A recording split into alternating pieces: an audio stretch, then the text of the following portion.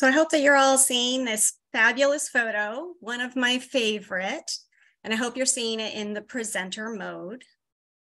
If you are not, please feel free to unmute yourself and holler at me and let me know that that's not happening. So this is a fabulous shot, one of my favorite, having to do with the efforts that we all do here together as part of this policy network.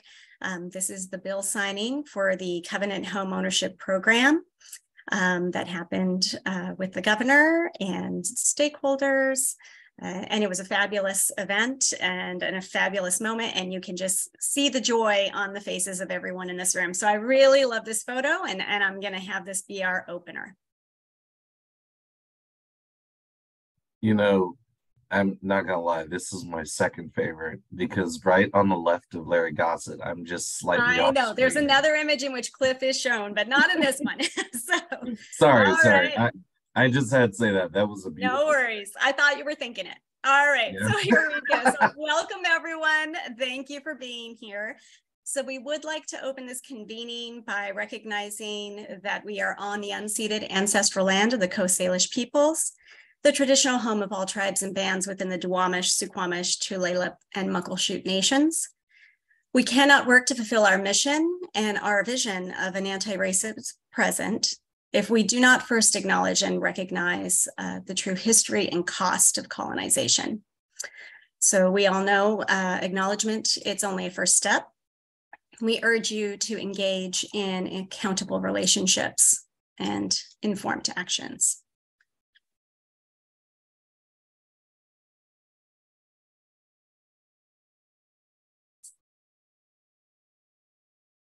And then just some announcements here at the beginning. So we have 3 more meetings that will be occurring for this group, one on September 6th, one on October 11th, and one on November 1st. Our October 11th meeting is a little unusual. It will be in the morning time, and that's because Housing Washington conference is happening the week we would have normally had our meeting, and so it needed to get moved. I hope you'll still all be able to join us. If not, I will be sure to try and record these meetings so that those who are not here will still be able to participate. We also have a great event coming up. Both Leah and Richard Rothstein, there is a book event around their new book, Just Action. It's a follow-up to Color of Law. And we will be having an event with them on November 2nd, a discussion, as well as a moment for some more celebrations. So we can see some more of those smiles that we did in that initial image, the Covenant Homeownership Program celebration. So I hope that you will all be able to make that event. It is a no-cost event, and we'll have more details soon. If you wanted to have some type of community gathering or an event prior, sometime in September or October, something book related to get us ready, please reach out to me and I'd be happy to support you and go through any ideas you might have. Finally, we are going to have our BHI Policy Network Summit happening in December on the 13th. That's a 10 a.m. to noon event. We'll get more details as we get closer, but just putting that on your calendars. And then, of course, the Friday Network Digest comes out every week. Please reach out to me if you have any items to include in that digest. That's going to further this work for everyone. And then just a quick review of the agenda. I'm going to lead a little bit of a conversation around the idea of, finalizing kind of a name for our efforts and the potential of a logo. And then we will talk a bit about what the policy framework process will be for 2024 policy framework. And so I'll lead us through that discussion. And then we will have Chad Vaseline and Nimco Bilali to talk about the Seattle Housing Levy. And so a little bit of time there, and there'll be some Q&A in that involved as well. And then today we have Neil Tabor from City of Tukwila, as well as Patience, and we'll be talking about the Tukwila Middle Housing Project and the Comprehensive Plan work, and have some discussion there. And then at the end of the meeting, there is some open floor time. So any news that you have to share that others would be excited to hear, please feel free to step in at the end and provide any announcements. I'm just going to remind us, kind of center us back on the idea behind the goal of what we're doing here together. So our goal would be to help create the policy change needed to meet our shared priority of the 1,500 new low to moderate income Black households owning a home in the South Seattle, South King County, and North Pierce County by July of 2027. Now, the original language around the goal is 5 years, but we've been in it a year as of now, to the month. It's been about a year since this whole thing has started to be initiated as a formal group of BHI. And so it's July 2027 would be the goal. And then I'm just putting up on the screen here kind of a draft. This is the conversation I hope that I can facilitate here. I'm going to take myself off a sharing screen so we can facilitate a little bit more. But I'm really eager to hear thoughts from everyone about the idea of using the name Black Home Initiative Policy Network from now on. We've kind of been referring to ourselves in different ways, both as a policy group and other things. Sometimes group has a connotation for people of like a law group. It can also feel a little bit more exclusive. And so just emphasizing the idea that this is the network, but also that this is the policy aspect of the network. And so the idea would be that we've created a lot of inroads in the legislative environment, and being able to consistently name ourselves so that we continue to enjoy that recognition and build on it for our efforts would be the idea of settling into a particular name. So this is a draft, this is the idea, and then looking for input for people and come to some kind of informal consensus. So Black Home Initiative Policy Network. And then idea of a logo was, being able to go through this process and select these items that we're going to have in the framework. We are running into instances in which, we're needing to maybe endorse an item. So for example, the Seattle Housing Levy is going to be in its campaign, and being able to know that we agreed that would be on the policy framework, and being able to say, we can endorse that as this network because it's part of our framework. It creates a little bit of agility. It builds on the recognition that we've gained with legislators so that we can kind of, as we move into this next session, be organized to come in and say, you know what, we have this framework. Here are all the things that we're thinking about, and really give legislators an idea of what we're doing here together. So this is just a draft, and it would be great to receive input. We're just trying to get kind of the house in order before we land up in session, where things are really fast moving. We saw a lot of instances in the session where the bills might come out week 2 or week 3, and there were processes around like, I need to go to my board to approve this, I need to do this and that. And there were opportunities lost for people to be able to kind of just very clearly endorse something when it was at a critical political moment. So if something is in our framework, the idea would be that, we've heard from the champions and we believe that this is something that's moving forward, what we're trying to do with our goal. And so this would give us some kind of agility to be able to say, yes, we can, as a network, be able to say, this was on our framework, we can endorse that. So that's kind of the framing and the logic.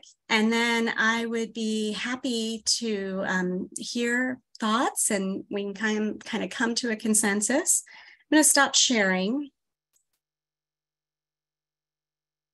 And then leave the floor open here. I'm seeing some comments in the chat. So I'm not, Joy, maybe I'm not quite understanding owning and sustaining. Do you want to speak to that, Joy?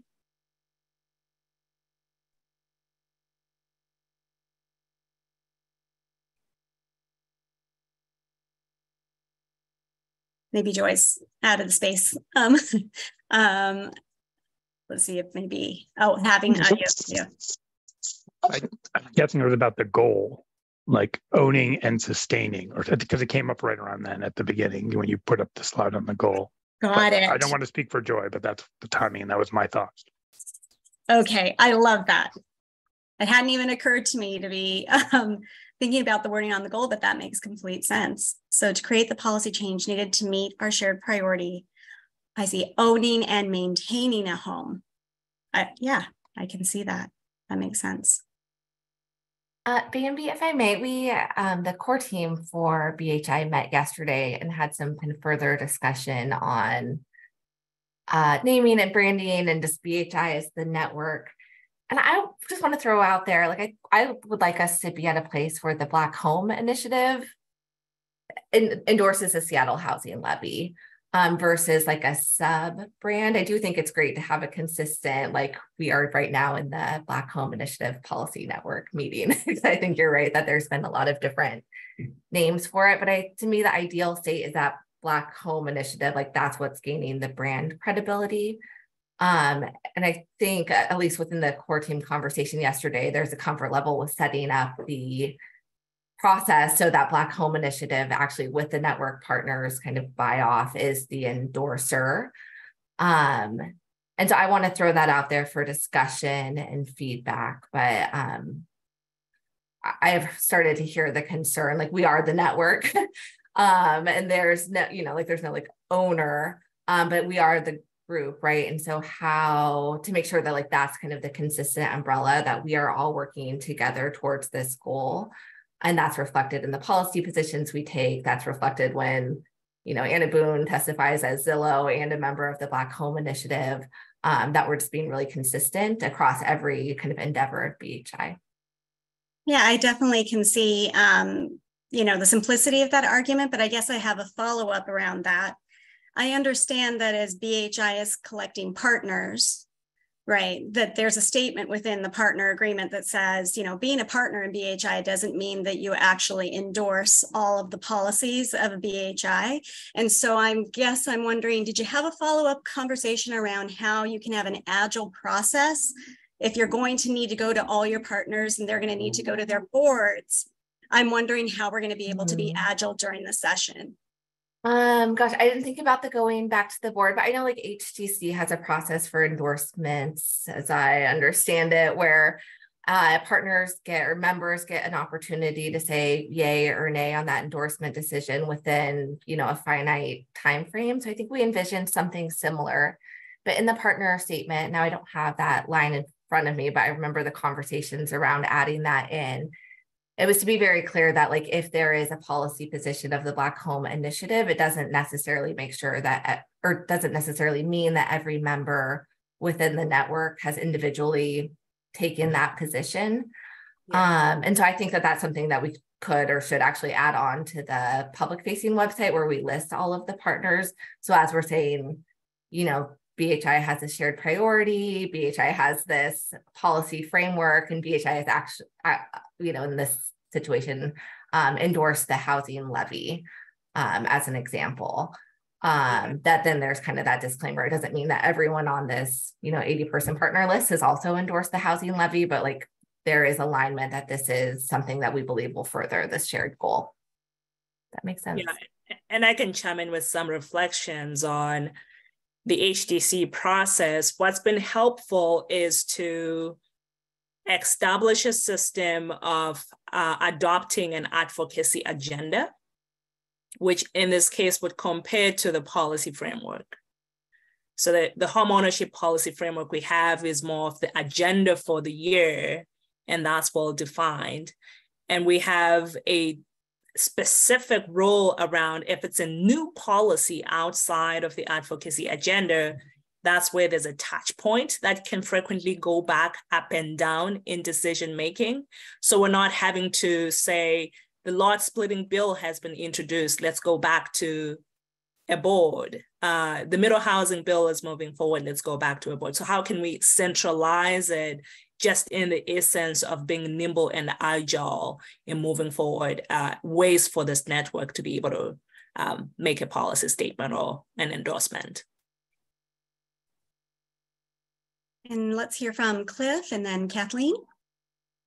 Yeah, so I think the points that Anna made were really great, and Patience, I'm really happy to that you said that, and I'm listening and kind of digesting more about how the HCC process can really inform us being able to represent a network, a wider network, while also, being able to maintain our own kind of like separate like policy priorities and consistency and whatnot. My only thought is I like the switch to network. I think it is really to the point.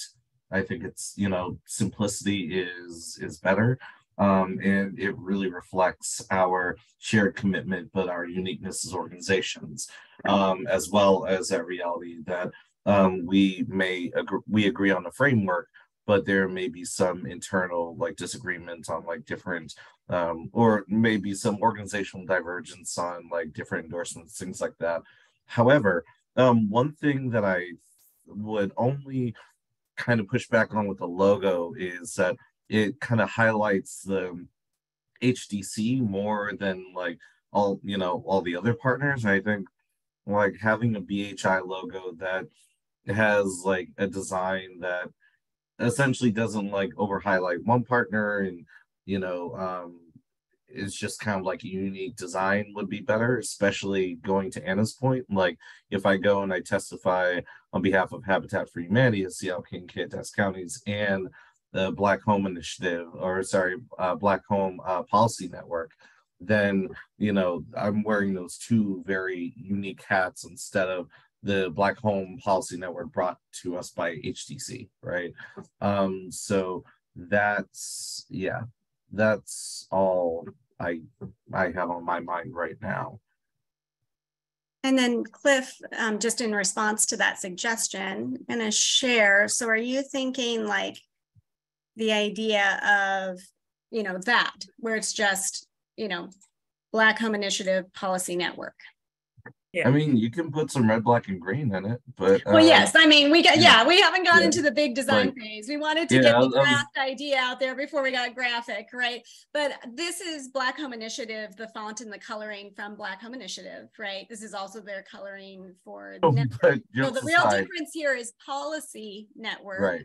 Which the question is, I think, a great one that Anna is bringing up, like, do we need policy network to be able to say things agilely, or can there be an agile process in talking about network in general and BHI partners, right? Because people come into this movement in very many different ways because there are so many aspects, right?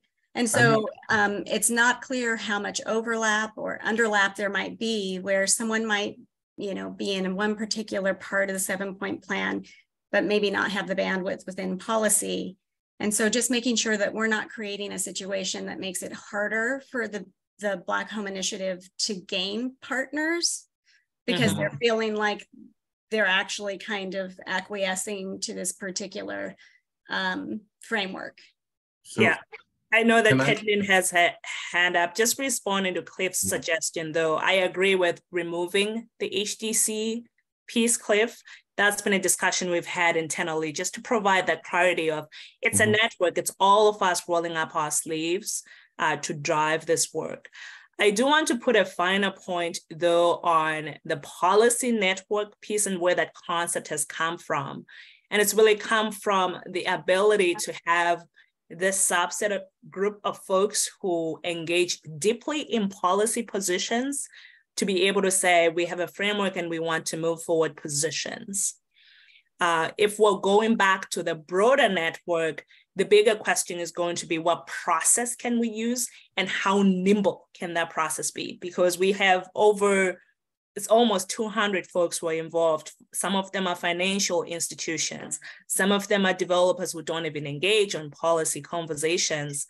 And how are we going to avoid cases of having the Black Home Initiative named somewhere when one partner has not really endorsed that position themselves and they feel like their name is being attached to a position. Just wanted to chime in. I didn't mean to interrupt you, Cliff. Moment. There you go. No, that is perfectly fine. Because I was actually going to kind of give a suggestion along similar lines as you point out, Patience. Like I'm thinking about like social service agencies that support this mission. I'm thinking about all the different types of organizations. And one thing, well, two suggestions. One, we could remove the policy part and just be network, Black Home Initiative Network.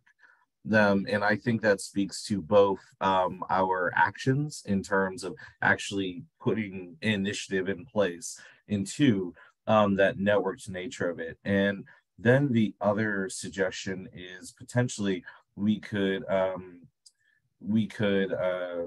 remove initiative, and it could be Black Home Policy and Program Network, or Policy and Policy and Advocacy Network. That way, because at least in my mind, with even if you're at, let's say, focusing on the credit angle of the 7-point plan, that's still an element of policy, even though it's not traditionally, even though that's in the realm of finance and might be working through your, implementing internal changes, right? That is like intricately linked to a policy thing. But, it's all at the end of the day a form of advocacy. So those are just my 2 suggestions. And Kathleen? Thanks. I'm going to keep my camera off because I just had some dental work done and my face is still numb, so you don't need to see that. Couple things. One, the early part of my career was spent with branding agencies. And so one of the things that concerns me about the different iterations of name is that we've got a lot of investment already in the words Black Home Initiative, and that is what we need to keep building the awareness around. So Black Home Initiative, Policy Network, or whatever qualifiers you want to have for the body is fine, but don't water down or lose the brand value that you've already created so far. Let's just keep building on that. My concern is if you drop the word initiative or modify it too much, people will go, is this still the same thing that was, last year? So there's that. And I also just wanted to, give another plug for the idea of broad community-based bottom-up thinking about the agenda, a la how HDC does it, because I think we're toggling between 2 really important values. One is being able to act nimbly during session versus creating a network that can hold for a long period of time. The value in this is that, how many of us have seen these initiatives come and go, and they get branded and they get a cute logo and they last for a couple of years, and then people get tired and we don't achieve what they set out to do and they go away. That's not what we want for the Black Home Initiative. We want this to be a powerhouse institution that keeps going for a generation or more until we really get a handle on this problem. And to do that, we have to build community. And one of the best ways you build community is by letting people have a say. So not to tie the hands of the people who are on the ground trying to make stuff happen in a 2-month period of time, but making sure that those folks really have an identifiable list of priorities and really living into what the broader network members say are their priorities. And that's, to me, that's the spirit, I think, of how patients and HDC have led over the years. And so I would just encourage that we continue on that path. Lauren? Hey everyone. I just want to echo what Kathleen and Anna have said. I was in the meeting yesterday with the core team, and I really heard a deep desire to one, have BHI be the formal endorser, and 2, to come up with a process. I think there's recognition that there needs to be a process, and then it does need to be nimble, and then we need to figure out what that is. But that a very powerful statement coming back from this group is like, hey, we're doing this because we don't think you have that process in place, and we need to create it. But I do think that there's a lot of value in the whole network being engaged, in a desire from that core team to figure out a way to do it that fully leverages the whole network. And Ryan? Lauren, you had said, and I think I've heard others kind of say this too, as far as wanting the larger BHI overall to be the network or to be the endorser. I just wanted to make sure that I'm understanding clearly and that we're talking the same thing. Are you saying specifically with the Seattle Housing Levy that you want that? Or are you thinking like with all of the policy positions that the organization takes, that it would be the larger BHI being the endorser? I just want to make sure that we're all talking the same thing, because I'm kind of seeing a potential for confusion on that. I think Seattle Housing Levy is the now, but the desire is broader, is what I heard. Anna, please correct me if I'm wrong. Yeah, I think this is the most immediate and kind of first ask where BHI as an entity is an endorser and has its name, alongside all of the others, which I think is important, right? It shows that we believe that this will help advance, that the levy will help advance our shared priority. I think as we think about the policy framework, like we are asking network partners to kind of activate on the shared policy priorities. And I don't believe that we need like BHI, that there's a process to do that we need to go through to do that. But I do think like we're at the beginning stages of hammering out what the process looks like. And I thank you for your remarks, Lauren, because I do think like there is a desire to do it, to be agile, to make sure that there's not a framework that like bogs down our ability to engage, but rather allows us to like lift up these values and these policy priorities as benefiting what we're trying to do as the network, not a subgroup. And then I think just to clarify, the idea is this particular group here is creating the framework, right? And we're going through a multi-month process to create the framework. So last year was our first year we had the framework, and there were opportunities that arose during session where there might have been bills that could have been aligned with our shared priority.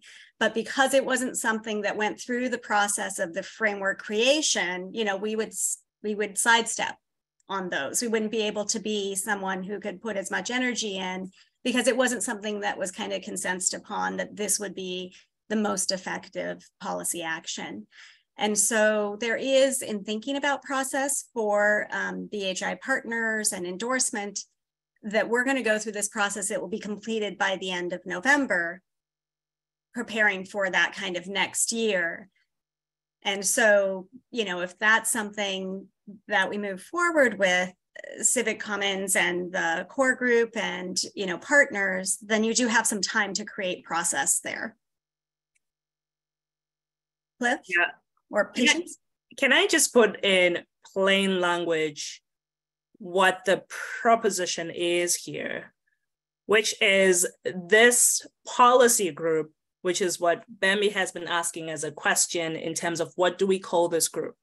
Do we call this group the Black Home Initiative Policy Network? Because we're a subgroup in this broader network. And what folks are suggesting is that the policy positions for this group need a process in terms of final decision-making to be coordinated with the core group that is convened by Civic Commons as part of the broader network. So that's the question around the process that folks are raising. I just want to put color on what folks are engaging around here. So there's understanding in terms of, I do know that some think this is the network, this is the subgroup, and then there's a broader group. And what's being proposed by folks is that we add this layer of defining what process we can use for this core group. I think it's about 6 or so folks convened by Civic Commons in helping take a position on some of the endorsement work that this group will be doing. So patients, what I'm suggesting is different than that. And I think the conversation yesterday is different than that. It is when there is an endorsement, it is not a subgroup's endorsement. It is really a Black Home Initiative endorsement. This is what we think is going to further the Black Home Initiative's goal. And that there be a process that actually puts that decision in front of the network partners, which is a much larger group, to make sure that there's kind of majority support from that group. So I think those recommendations would come from the subnetwork as the group that's vetting these issues. and, you know, running them through this framework process and et cetera, et cetera. And then that gets lifted up, similar to how HTC would put an endorsement decision in front of its broader membership. It would be in front of that full network partner list and not this small group. And so, Anna, do you foresee anything where we're going? I don't foresee anything where we're going to be using an endorsement for anything that's not in the framework, right? Or are you trying to anticipate events where we might have something that comes to be, you know, and we want to move agilely and you know, we were thinking about this as the framework process that is this consensus process with this group. And then that says, yes, we've gone through this process and these are the things. And then I think it's more of that technicality of that's okay if it's Black Home Initiative logo. But is there another step that you're saying needs to happen after the framework process where it goes in front of another group that needs to say, yes, that's okay? You know, we didn't, and Lauren, you were in the group, like we didn't discuss kind of the broader framework where we're activating the subgroup members, because I think that is definitely kind of a function of there is no one person that is Black Home Initiative. It was more specific to where we are saying like Black Home Initiative has endorsed, which would be something like the housing levy. I don't know if that fully answered, but I also think like we didn't decide anything, right? Like this is all for us to kind of work out and establish a process that actually makes sense. Like no one's goal is to slow anything down. In fact, it's to kind of have that broader amplification. Like there's been a ton of investment on the Black Home Initiative branding. So how do we just really lean into that and leverage that to make any endorsement kind of more impactful? Well, the bigger question is going to come to time and how do we define that coordination, right? Is it just a touch point, since many of you who are in the core group are also members of this policy group? Is that a liaison role that's defined and folks are really elevating that for the core group to be aware of some of the decisions that this collective group is moving forward?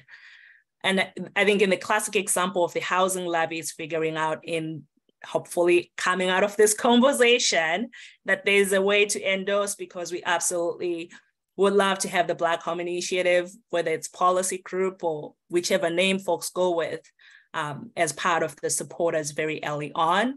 And then long term, we can think about what a nimble and agile process could look like in keeping the core group apprised. Yeah, I just put in the chat, patience. Again, it's not about like the 6 people sitting around that table. It is about the broader network partners. I don't know how big that list is now, but yes, there's a lot of overlap. And so it's not a small group of people saying yay or nay. It's really how do we, if we are representing positions on behalf of the network, let's make sure we put them in front of the network partners. Agreed. And you know, what's been a long-standing question around the network partners has been, what are the risks? And we deal with this as HDC all the time, right? We have over 200 members where we take a position, and how do we proactively define this process for a member who sees kind of themselves or their name as part of an endorsement, and proactively prevent any conflict around it. But understood it, Anna, in terms of your suggestions. So just to be clear, what I'm hearing is that everyone's agreeing that going away from group towards network makes sense. And then there's a lot of investment in the branding of the idea of Black Home Initiative network, moving forward into the future, becoming something sustainable and standing. And so there's a lot of value in just going forward with that type of logo and using it. I think we've all agreed that, you know, everyone who's in the core and full team is in the network, in the policy group as well here. So, you know, they're engaging in these conversations.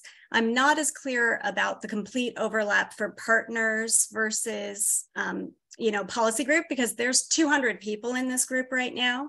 And I don't believe we have 200 partners in BHI, but it may be that all of the partners we do have are already in this room or in this, you know, chain of communication.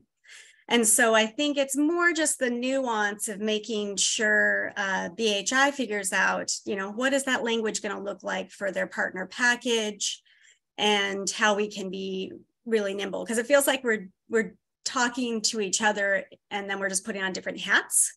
But we're already talking in the same room, right? So if you as a partner had something you wanted to influence in policy, you should come to the meeting and speak, or you should send me the message and I will relay it. If you're on the core team or the full team and you can't make the, the meeting, and you can always send something. So I think we're all partners in this network. And that's the idea of a network, is that there isn't hierarchy. It's actually that everyone is initiating and fomenting energy from themselves. So we just want to make sure that we may not be stepping into a process that actually makes us less nimble when we're actually all in the room and we're agreeing on this framework. And so therefore, part of the 2023 framework is the housing levy. And now they're in campaign. And that's the moment that we're having this conversation. What do we get to put up there? What goes up there? And what's that process? And I think that's something that can be continued to work out. Is that synopsis helping anyone else have another idea or have a suggestion around process?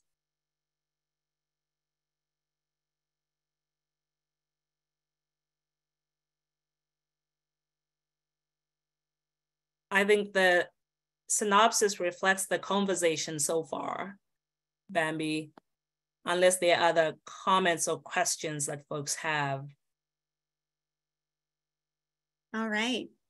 Well, like a network, things are kind of messy and didn't go quite as fast as we had hoped. So there are aspects of what I was hoping we would get to as part of conversation around what we're doing within our framework and how we're delineating the different buckets and whether or not, those are buckets that are inclusive of what we want. But I think that's going to need to be a conversation that we move to another day, because at this moment, we're at time for the other guests that we have in the room. And so this will be my one of one agendas where I didn't make it through my section, and it's good for me to have that. I will move it forward and we will see it again.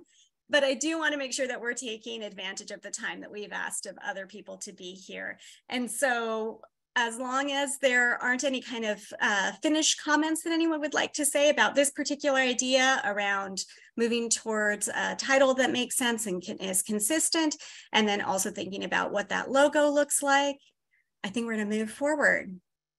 So I'm going to hand over to Chad from HDC and NIMCO, who are going to talk to us about the Seattle Housing Levy. Thanks, Bambi. Thanks for giving us an opportunity to kind of provide a couple high-level updates with the campaign and the levy. We're really excited to be able to talk with you all about it.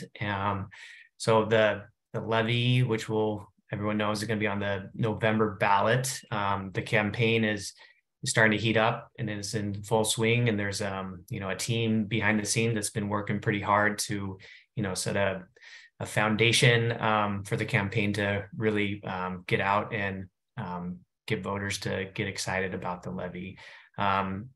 As you all know, the levy has been adopted within the policy framework that Bambi has spoken on, and under the city level funding bucket of the framework. So excited to give some quick updates.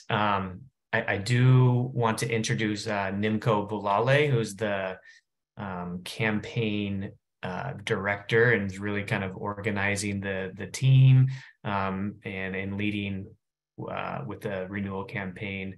And she's going to give you a quick overview of the levy and the campaign and some ways to get engaged and excited, and let you all ask some questions. So Nimco, over to you.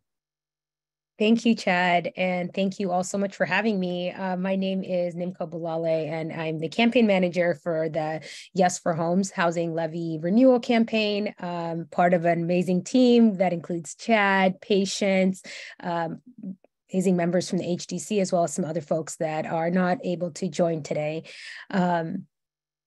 So just to get started, as you all know, dramatic increases I did have a PowerPoint presentation, but I thought in the interest of time, I'll just go ahead and talk about it rather than just go through the slides. So dramatic increases in Seattle's housing costs have impacted everyone in our community, but the burden really has fallen on most heavily on low-income neighbors, working families, and people of color. As you know, the housing levy is our single most effective tool to improve housing stability and equity, advancing individual and community health, safety, and well-being. And since 1986, the Seattle Housing Levy has been the cornerstone of funding affordable housing construction and operation in our city. It's been Seattle's foundational tool for affordable housing, and it has created and preserved over 12,000 homes, affordable homes, which house 16,000 neighbors today. Unfortunately, our current housing levy is set to expire at the end of 2023, and if we fail to renew it, we will dramatically limit our ability to create the safe, stable, affordable housing Seattle so desperately needs. The context for the housing levy is that it's a property tax. As you all know, the life cycle of the levy is 7 years, and it's currently, as it stands, we have over 16,000 of our neighbors who live in levy-funded homes.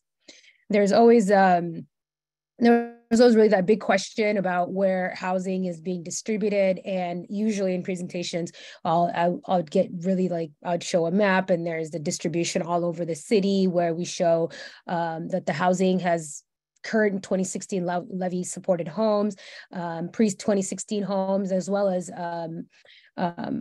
restricted home ownership opportunities.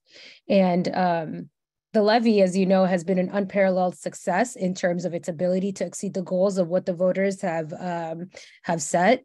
The previous levy, the 2016 levy, is one that expires, and it has exceeded many of its goals. For example, on home ownership, we are 32% above what the voters have set. And in terms of preservation, we are 51% above the goals that were set. This has been a toll and a levy that not only meets the needs of what has been set by our voters, but that goes above and beyond. Let's see.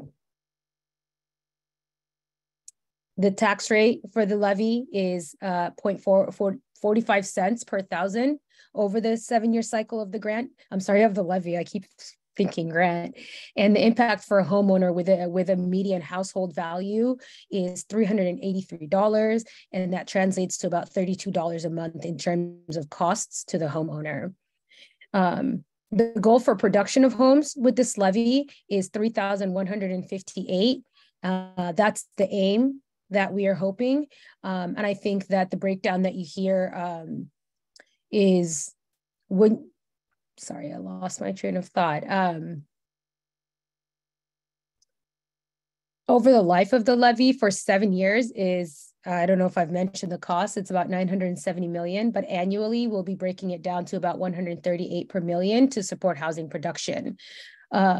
And of course, that 3,158 that I mentioned is just the baseline. The hope would be that we are conservative enough to exceed this goal and come back at the end of the life cycle of the levy with a significantly higher number.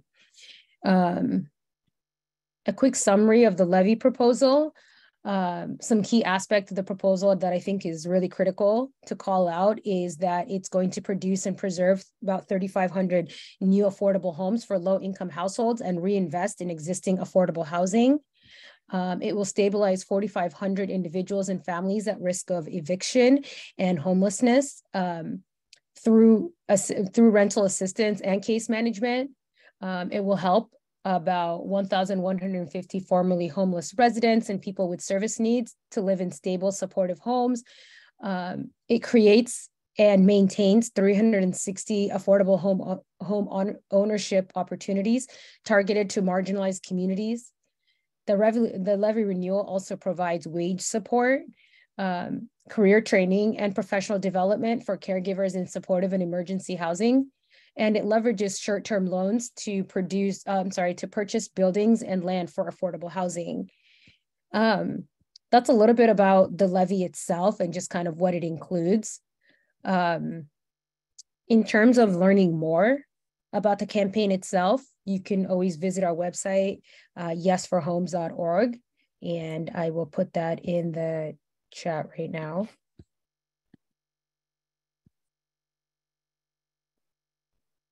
And then there are different, I don't know that I can email the entire group here. I think I can just, I'm sorry, chat folks individually, but it's yesforhomes.org. And there are different ways to help with the campaign. In addition to endorsing the campaign, we need volunteers to help spread the word about the importance of renewing the levy, as whether through canvassing, thank you, Ryan, whether it is canvassing door to door, text banking, phone banking, going out into the community, into farmers markets and other neighborhood events, and sharing more about the levy. You can always send correspondence to myself, Nimco at yesforhomes.org. And of course, in addition to volunteering, we are working hard to raise resources needed to pass this levy. So if you're interested in helping raising funds for the campaign, please reach out to me and I will connect you to our right money folks. And yeah, I'd like to just open up for questions, comments, anything like that now. And of course, we have Patience here. We're lucky to have Patience to answer questions. She knows all the details and all of the things about the levy. So, well, I'm not here to answer questions. I think we're speaking to the choir, Nimco. Thank you for a really comprehensive presentation. I will just add that, as this group knows, the housing levy has been the heart and soul of housing production in Seattle. And on the home ownership front, we've seen production over the years. We have an estimated over 1,000 homes that have been produced and supported by the levy over its life cycles. We also know with this proposal that we collectively, from the advocacy of all of you, increased investments in home ownership. And Kathleen can tell us the actual numbers that we were wavering at prior. It was about 14 million or less. And now we are at a whopping $51 million for the life cycle of the levy, which it may not sound as significant, but coming from that number, we're really in a more solid place in supporting first-time home ownership opportunities in the city of Seattle. So I'll put a plug on the funding front as it relates to the campaign. I think Nimco did a great job in providing avenues for engagement, but we're also aiming to fundraise $700,000 to really sustain a robust campaign that will get this levy to the finish line. So if you've not gotten a call from myself or from Paul or from Kevin, please do reach out with your offer of ways that you can financially support the campaign. And thanks, Nimco and Chad. Thank you all so much for having us.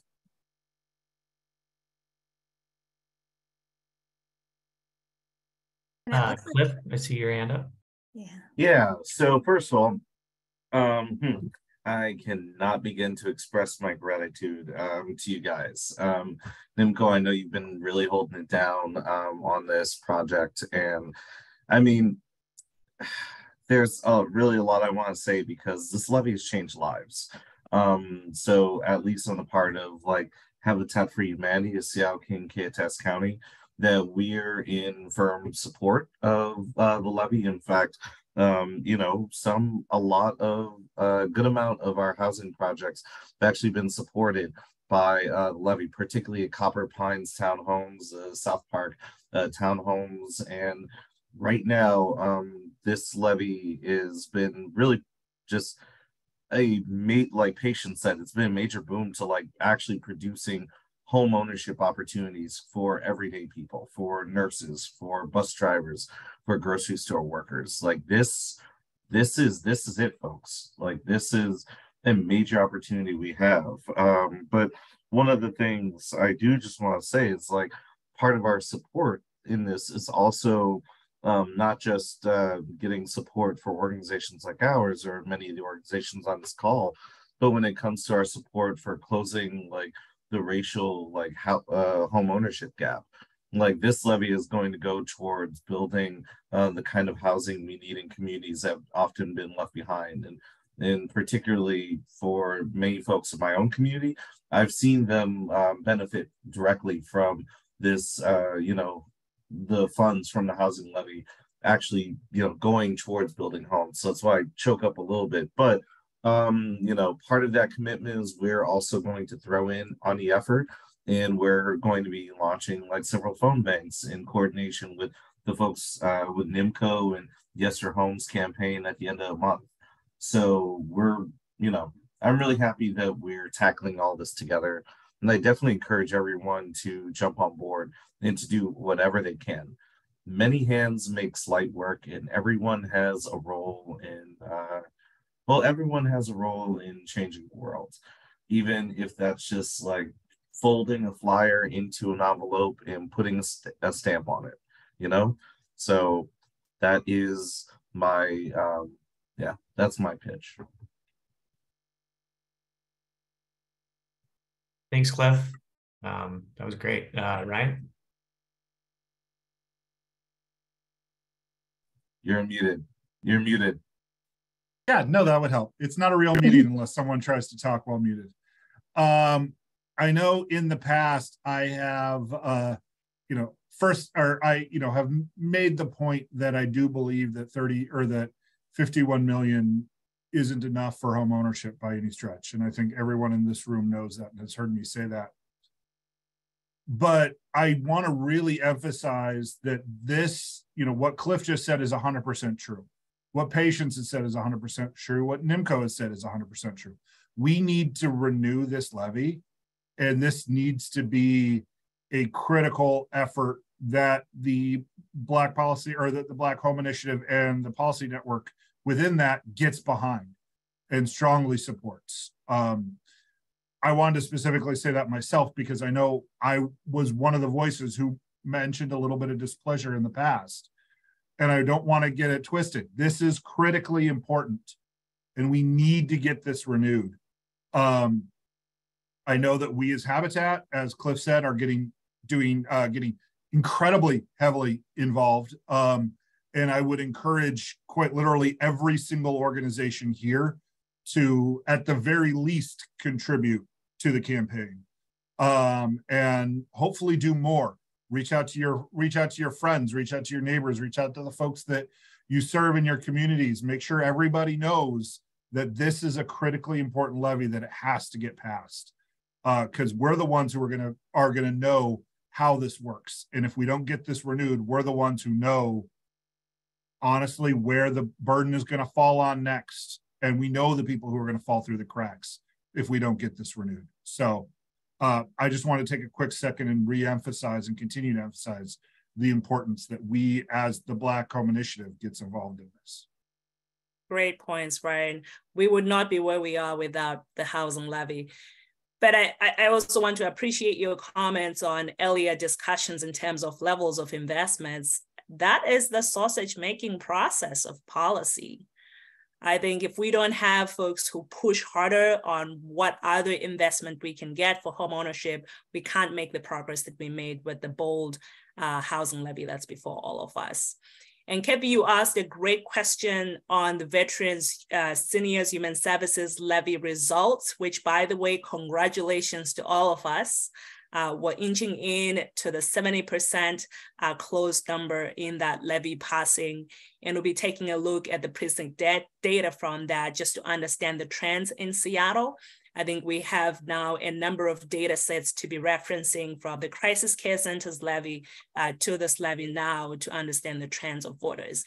But it's really going to take all of us coming out there, right? We've appreciated Habitat stepping up. We're asking all of you to step up and just roll up your sleeves and be out there, do what you can to get the levy across the finish line. And then on that note, I will add that certainly in the digest, as opportunities arise, as we get more specific about, a phone baking opportunity or a speaking opportunity or farmer's market or, anything like that, right? There's so many levels at which we can support an effort, and I will make sure that I am taking that information and bringing it to you. And as few clicks as possible so that you can get engaged in whatever way that you can, both organizational level, personal level, friends and family, even just talking it up with other people. So all of those things build momentum, and so excited that this group that is so invested in change can understand that this is a part of that change. That's why when we had that conversation last year, we wanted to push this forward. We've gone past the first hurdle, which is it is renewing. It's renewing at a very high level. And now it's time to kind of seal that deal as we move into the campaign phase. So with that, I'm going to make sure that in the follow-up notes, you all have the information for reaching out to whomever you want to speak with and get connected. We're going to move forward with the next part of hearing from Neil Tabor, Senior Planner at City of Tukwila, Department of Community Development. As we all know, the BHI goal has to do with South Seattle area, and Tukwila is one of these communities that I'm sure all of you are invested in. And so as we all move forward with the idea of the middle housing bill that we were such a part of making sure passed last session and now is going out into communities, it's very interesting to hear one community's story where they are moving and seeing that as we move forward. So Neil will do a short presentation about the work that they're doing in City of Tukwila, and then Patience will be helping to facilitate some input for Neil and for Tukwila. As a city that's going through this process, as we continue to learn from one another's efforts, we're just making it an easier process for all of us. We're seeing best practice float to the top. And so that would be the hope of having Neil here today. Great. Thank you so much, Bambi, and thank you all for being here and great conversations so far, and love to learn more on this as well. So I'm going to be a little quick with my slides today in an effort to kind of get as much dialogue time as possible with you all, but give just a little bit of background on what we've been doing in our process, what we've been looking at so far. So Tukwila is a city of just under 23,000 right now. We've been kind of a slow grower in recent years, in the last couple of cycles of buildable lands or over the last few decades. Not a lot of housing growth, moderate population growth, but nothing compared to a lot of the growth we see in the county and the region as a whole. So I think you all know what a comprehensive plan document is. It's really our guiding document for the city. Of course, the 4-county region is in the process of going through this major update. Have to adopt it by the end of 2024. I think it aligns with a lot of the things we've been talking about today. So some of the requirements would be to, of course, plan for anticipated population growth. And there's new requirements vested in this cycle that did not exist in other iterations. We have to be consistent with the Growth Management Act, regional and county requirements, of course, and provide robust public participation. So just a graphic, and again, I think I'm not telling anyone new information here, but just an idea of how these kind of comprehensive plan policies and what we build through this document becomes how it translates into action for our various jurisdictions and areas. So just hitting a few of these, look at addressing the impacts of the legacy of discrimination, looking at employing consistent, equitable outreach to full diversity of the city, Tukwila, of course, being an incredibly diverse city and community. We've been making special efforts to try to find ways to reach communities that have not been reached before, had very little input in the process. So we've had a lot of great events, a lot of great organizations, community-based organizations we've worked with, and are going to be continuing to do that through the comp plan process. So some of the big issues to address, housing is first and foremost, I would say. So more types, more affordable options, addressing special housing needs. So these are new requirements this cycle from HB 1220 a few years back to be able to address and accommodate housing at not only new types such as emergency housing, permanent supportive housing, but of course at different AMI levels as well. So looking at BHI's 7 focus areas, here are some that we felt like as an individual jurisdiction and kind of the part we play in this overall puzzle, we felt were especially pertinent for the conversation, and just looking at how we're aligning those through housing production, our own policies and practices. Apologize for a little fuzziness here pulling this from, but creating different housing options, creating more robust nature. So whether that's ADUs, new middle housing types, more housing held at certain levels, we're looking at all those things as part of this update. And again, I apologize, I'll be kind of speed reading through some of this, but we are kind of looking at housing as a whole, not just Timidal housing, though that's been our recent focus. So again, I think everyone probably knows more or less these numbers by heart, but Commerce is projecting 1.27 million new housing units needed by 2044. That's a huge number, even for a small city like us. That means a big chunk that we need to catch up on. We see that recent shortfall. For Tukwila, like I said, we've been a very slow grower for the most part. So between 2006 and 2018, we only had 130 net new housing units. Since 2019, we've seen about 1,300, but largely those have been 55 plus or senior apartments. Again, it's a need in our community, but based on our development standards not changing and only kind of accommodating a certain type of housing to meet market, it's been very kind of narrow the types of housing we've been seeing developed.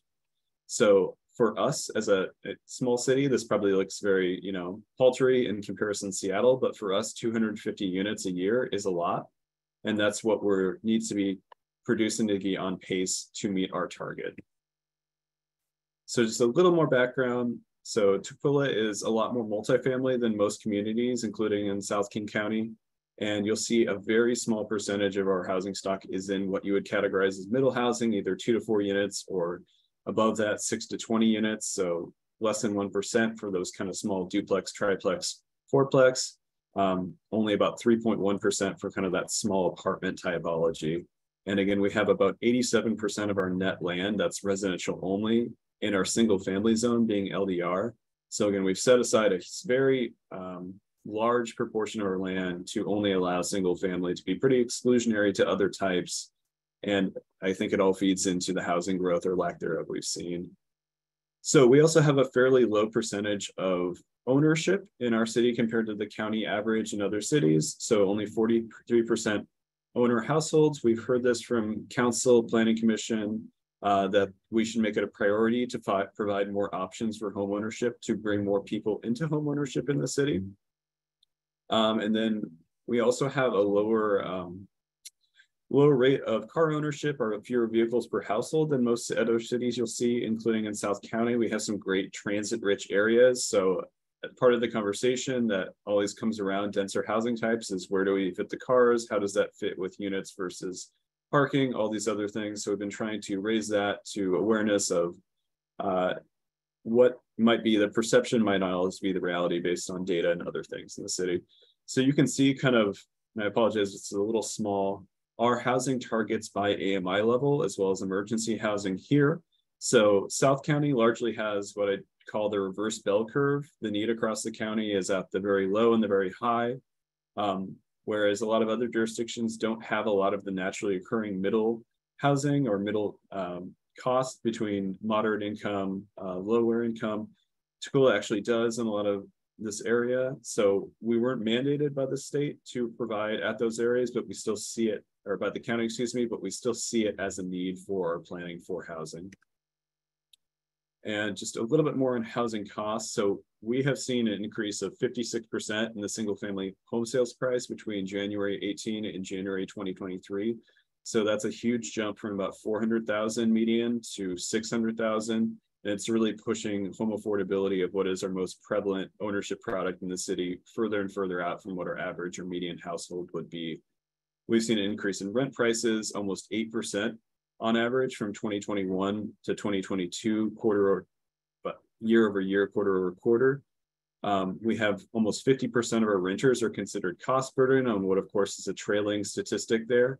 So it's likely that's been exacerbated, and almost a quarter of our renters are considered severely cost burden. So again, people are feeling the impacts of these housing costs, and the more these change, the more these increase precipitously, the harder impact we're having on our community. Homeowners, in contrast, have a much lower percentage of cost burden within Tukwila. And I'm going to run through this quickly, but it is an example just of if you were to buy into Tukwila's housing market in the late 90s versus today, how much has changed in just a short 23-year time period. So this is kind of the example of the average house, one we pulled from an actual example. Pretty standard size lot for the city, a little under 7,000 square feet. Pretty standard size, slightly large for the time period home. built in 1936. Excuse me. So a couple things going on here. I apologize. I think I might have cut off some of the lines, so I'm just going to verbalize them. So this is the appraised value of the home. So you can see way back in 1998, it was appraised at under $130,000. It's now appraised over just under $500,000 with the kind of Zillow and Redfin estimates, even above that into the mid $500,000 range. Only about 66% of this accounts for inflation over the time period. And you can see this blue trend line being the appraised land value has really been one of the largest drivers of what is changing on that. The red dots being sales. So if you saw another one come up, you'd expect that to be even above the line there. So over that time period, we've seen the land value increase over 440%. We've seen the total appraised value increase over 250%. Well, we've only seen the household income increase 110%, and only accounting, again, inflation only accounting for about 66% of this overall. So when we look at the income to property value or assessed value, appraised value ratios, Tukwila, of course, has an AMI that's lower than the county average. So it went from, if you were to buy this property in 1998, from needing 3.2 times your annual household income to 5.4 for Tukwila, a little bit less for the county. But again, it's just showing how this same product is stretching further and further out of the opportunity for our residents to buy into that property. So transitioning a little bit here, we're continuing our outreach. We've been so happy, pleased, and appreciative to have HGC, Habitat, other great partners be involved with this process, connecting us, reaching out to communities that, again, haven't been part of this process. We've kind of been doing all the above, going to boards, committees, as well as community organizations, going out in the community at general events, things of that nature. So we really want input. Some of that has involved middle housing specifically recently, including a survey we did on middle housing. So what residents' perceptions and other respondents' perceptions were to, if this were to happen in my community, framing this ahead before the adoption of 1110, how would you feel about this? What concerns do you have? So 30% had no concerns over middle housing whatsoever to begin with. Parking and privacy were probably the biggest ones we heard of those who did have concerns. And as we asked kind of questions around what would make you feel better? Are there things, if it was designed this way, if it was this or that you would feel that would appease any concerns you had to middle housing coming into what has historically been single family neighborhoods? Some things regarding height, construction quality, associated improvements were all listed as kind of alleviating those concerns. So to kind of prove our market a little bit more, we employed Neighborhood Workshop as a sub-consultant to do some specific analysis on what are the actual costs associated with new development of different types. So what does it look like for a new single family to come into our community right now? So the example on the left of the $831,000 being what the cost would be of a new single family development. And of course, that being far outside of the actual ability of most of our households to be able to buy in at that level. The one to the right is an example of a modified standard that is not all the way there to reach, of course, kind of 80% AMI or some of those lower levels, but much more affordable and much more in tune with what our average or median household is in Tukwila. That's done largely by reducing some of the lot sizes, simple as that, and reducing some of the parking requirements. So we looked at, again, a specific focus on creating more affordable ownership types. And we graphed those out to show that as we look at allowing these types of housing, the yellow bar here being 100 to 120% of Tukwila's local median income, so not the higher county level, but what the actual median income and income ranges in Tukwila are, if they could afford to buy in at said level. So as you can see with some proposed changes, we'd actually be able to start hitting that to provide ownership opportunities at lower income levels. So we're excited about hopefully bringing this forward and looking at what this could potentially bring for new available development in our community. So just to contrast, here's some rent types as well that would provide opportunities to rent at those same local median income levels as well. and just a little bit of context on our historical code. So I think as we've talked to our various boards and commissions, a point we've wanted to make is a lot has changed in the world since the mid-90s and before, and not a lot has changed in our development standards or our code. So we are still asking a lot from developers and otherwise, as all their costs have risen to value of land, cost of development, other factors. You can look at the kind of middle and the far right column. Nothing has really changed in our low density residential or single family zones. So we're still asking the exact same requirements, exact same amount of land per lot, etc. That has risen precipitously, and of course has seen those prices rise from what may have been a affordable place to buy into in the early 90s to what is no longer the case whatsoever, even for existing lots. And as we look forward kind of to work we have not gotten as deep into yet, we'll need to look at some of our higher density, so our moderate density residential, higher density residential zones that similarly have just not allowed the density that's needed to support market development, support different options for our residents. So I'm just going to scan through a couple of the proposed changes we're making. So we are currently a city that requires 6,500 square feet per single family lot or for LDR lot. With the change in middle housing, we are proposing to push that down to 5,000 for a standard lot, 3,000 for a cottage lot. We're proposing a little bit of reduction in front setbacks for both low density residential or just our standard lot, and as well as a little bit more for cottage lots. We're looking, of course, at going a little bit beyond complying with 1110 and providing more options. So this is kind of our methodology for getting to more housing on single lots.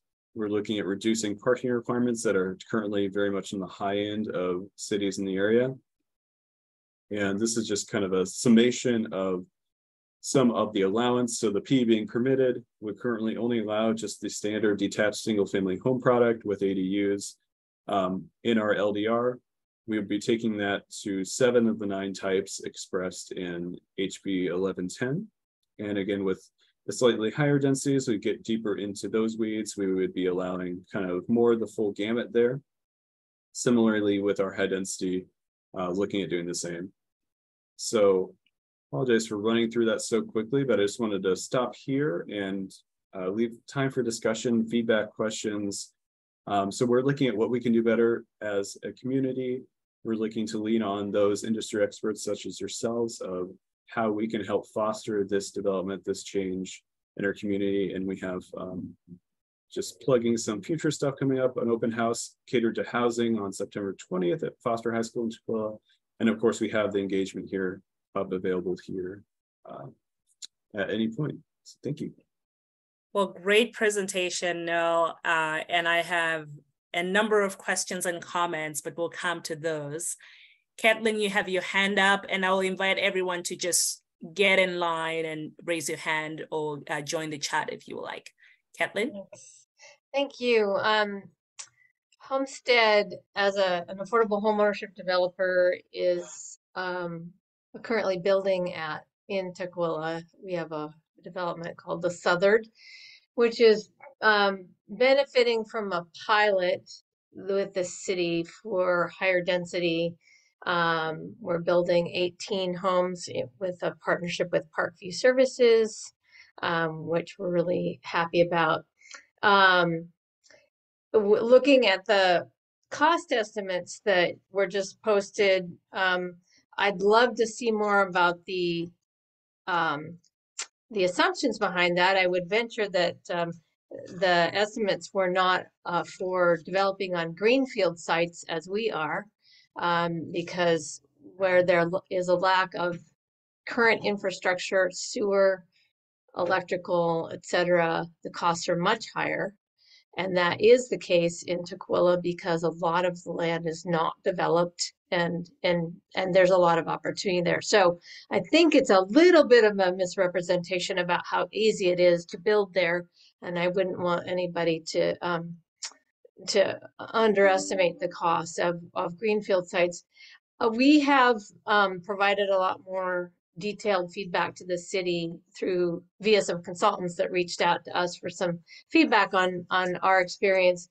But I just want to reinforce, and we're really grateful that the city is interested in that feedback. I just want to keep saying that zoning alone is not the sole solution to affordable housing. The biggest unfortunately, we've had opportunities to build again in Tukwila, and we're sitting on the sidelines on those because of what we've experienced so far. The most important message is for the city to recognize that the way the city drives up costs for affordable housing developers through its permitting process, through its impact fees, and now what we're experiencing is that departments that should have made the requirements known at the very beginning of projects are now asking us to make multi-hundreds of thousands of dollar changes in our projects as we are halfway through our construction process. That simply isn't the way affordable housing works. And so there's a reflection that should happen in terms of the internal processes around these projects. Our permitting process took almost 2 years with the city of Tukwila. So in that intervening time, all of our costs went up $1 million. All of our costs. Now that's an extraordinary time post-COVID when we've got all kinds of wacky things happening with supply chains and labor prices, but that kind of delay, any kind of delay of that nature is going to increase the cost of an affordable housing project.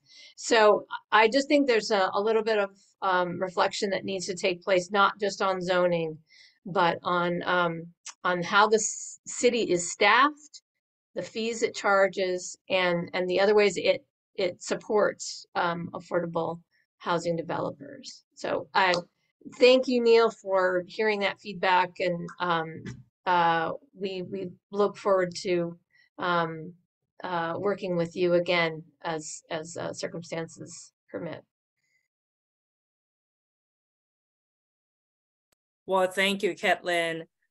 Just building on Caitlin's question, though, staying with the zoning part of that, Neil, can you talk about how, as you've thought about setbacks and heights, if there's been modeling that's also looking at the type of projects that folks like Homestead are developing, like townhomes, and how is that really prioritizing the production of that typology of housing? Yeah, definitely. Thank you, Patience. So we're still in what I would call the concept stage of it moving forward. So we don't have a draft code that we're pushing forward at this point, wanting to kind of look at similar to some of the higher density types before we bring it forward as a whole package. We have looked at kind of across the gamut, mostly as infill products, to Kathleen's point, to where we could put that in, how we're going to look at how we're going to consider things like fire requirements, building requirements that also come into and can sometimes be limiting factors that you don't anticipate unless you also do the work to make sure your standards are all aligned so there's no surprises, or similarly cleaning up our permit process, making sure that we have enough development review engineers on staff to provide timely service to not overload them across the board. So I think the modeling has largely been done to look at more or less common sizes for what we would characterize as those middle housing types across our single LDR zone, so that it's more standardized, it's more straightforward, that outside of largely cottage, you'd be looking at the same set of standards regardless of, from the planning standpoint at least, regardless of if you're doing a scattered 2-unit structures or etc., jumping between IRC, IBC, of course, but those are some of the considerations, and we'll definitely take the input of impact fees and other things into consideration more and double check some of our assumptions there. We did kind of build those in as if you're having new connection fees, if you're having to size up your water lines, your sewer lines, etc. All those things, of course, translate into costs as well as this time you spend in the process. Well, thank you for that. I mean, financial feasibility is front and center right now for a lot of folks developing with the interest rates the way they are, and just the increase in land value too. The cost of land, as you said, has continued to go up. Ryan, I saw you had your hand up prior. Good. You want to ask your question? Nope, I'm good. All right. Thanks, though. Cliff. Yeah, thank you. Also, thanks for our presentation, Neil. It was awesome. So two questions. One, I just noticed like huge disparities between like cost burdens for renters versus homeowners. And I was wondering, sorry, what were some like the specific challenges that like homeowners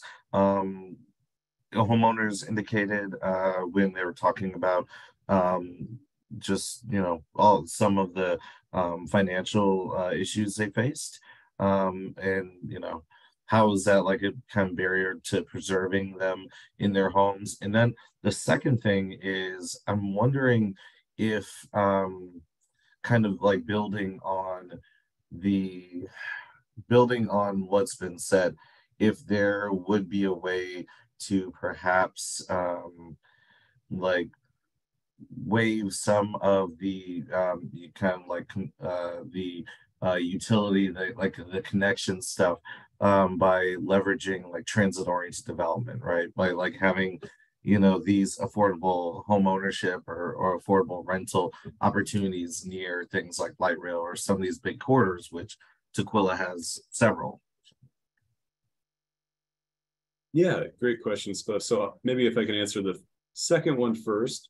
So I think there's definitely opportunities to look into that more. In our code currently, we do have reductions in some of the impact and permitting fees for affordable projects. Not to say we cannot do more and we can't look at other ways to do that as well. I think similarly, mixing that with TOD development and just making sure as a starting point that our baseline for those areas supports the TOD type of development we want to see, I think is key. I think it's tricky because often our most transit rich corridors are also our most vulnerable to displacement and other factors like that. So where we currently see densities far below what they probably should be, we also see naturally occurring affordable housing that could functionally be displaced by depending on how much we move the levers dials in that way. So I think that's always a balance. We always have to look at, if we're going to be doing changes like that, how are we protecting residents and the value of the properties we have there in that way, while still making sure that there are quality housing for the residents that do live there. To the former, I don't know that we've gotten incredibly deep onto the challenges facing the cost burden homeowners right now.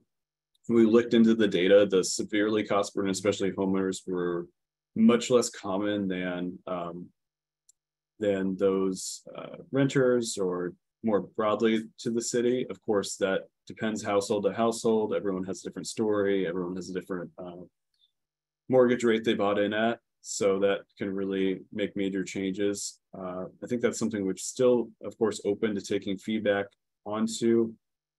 It has not been brought forward front and center, in my opinion, as to a major concern, knowing we have certain levers within that being kind of reduced rates for seniors, things of that function, those that might be on a fixed income that hopefully help them stay in the housing they exist in and stay in the community in that way. Thank you. No, I know you were on the comp plan wing of this work, but every opportunity I get when I talk about comprehensive plan work, I elevate the funding as a part of this to the point that Kathleen raised earlier. Land use and zoning on its own really does not address the challenges, especially for deeper affordability. And we'll continue to challenge jurisdictions to think about how to create revenue sources to invest in affordable housing. And I've seen that in your reports as noted, but I know you have only so much jurisdiction when you're thinking about comprehensive plan work and really staying focused on the GMA requirements. My second point, just coming back to hopefully getting you some feedback from this group, is on the middle housing front. Your slides showed support from 30%, or was that 70% of folks support middle housing? And if it's the former, how can we help? Yeah, thank you. So sorry, I consolidated down about 6 slides into one, so lost a lot of nuance there. So I would say even before 1110 passed, well over 50% of our majority of our residents or respondents supported middle housing across even some of the denser types. So we had pretty broad support. They had minor concerns. We wanted to make sure that if they did have concerns, even if they're generally in support, that we were addressing those in some way to the extent possible. So that was kind of 30% off the board said, yes, I'm all in. I have no concerns, no qualms whatsoever about it. Please go forward. Whereas there was probably another 20 to 30% that said, I'm positive, I'm for it, but I have these things that I'd like to make sure happen with it that would make me feel a little more easy about it overall. So I think we have to push. We've talked to the residents. We've kind of seen where they're at in their lives, and a lot of them, directly feeling all of these costs in their day-to-day lives. So I think they were aware and looking for solutions. So glad to see that we already have general support from the population we talked to. Well, fantastic. What we heard from the convening we hosted, and glad to partner with you and the makers folks on this, was strong support for middle housing options, and anything the Black Home Initiative can do to continue to educate and rally that supporting community, we remain committed. Any other questions or comments for Nell on this work? And if you think of something later, feel free to just email me, and then I can connect you to Neil and get you an answer, because we are just coming towards the end of the hour here. And I want to make sure that we at least have a few minutes for people to make any announcements they'd like to make, or, news as we move forward. Cliff, is your hand up to make an announcement, or is it down? So yeah, I can make the announcement. I had a question, but I can just email you, Neil, and and sort that out. So that being said, oh wow, I can screen share. Okay, awesome.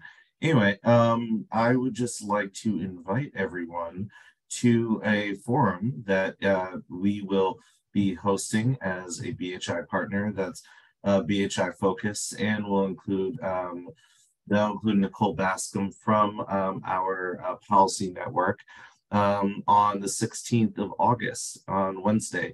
We have Jonathan Reckford, who is the CEO of Habitat for Humanity International, coming into town, and he has so many insights, global, local, federal, various opportunities to really ask questions from not just him, but also leaders from around the area that, and we're actually gonna have a few on the panel. I'm not gonna go through all of them because I'm not gonna spoil it, but we have an amazing lineup sorted out. So it's gonna be at the Westin from 5 to 7.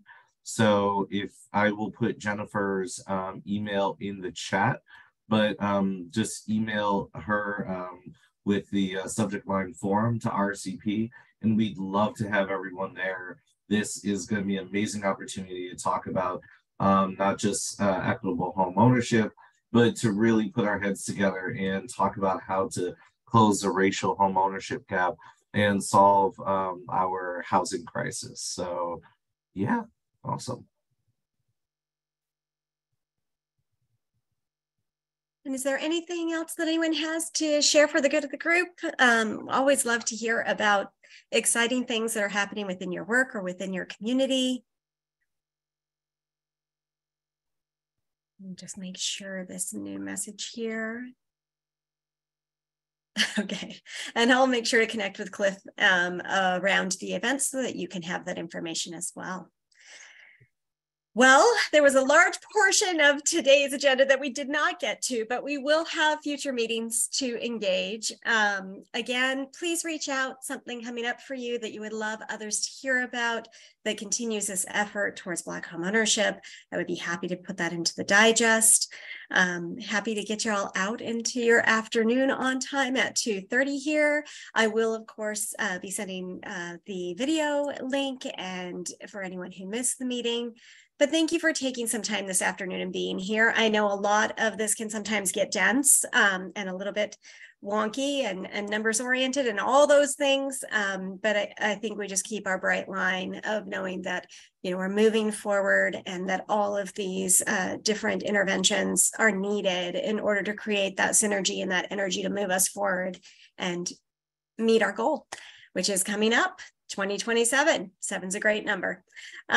Reach out if you need anything. And thank you again all for joining us today. Thanks, Bambi. Bye. Thank you all. Thank you. Peace.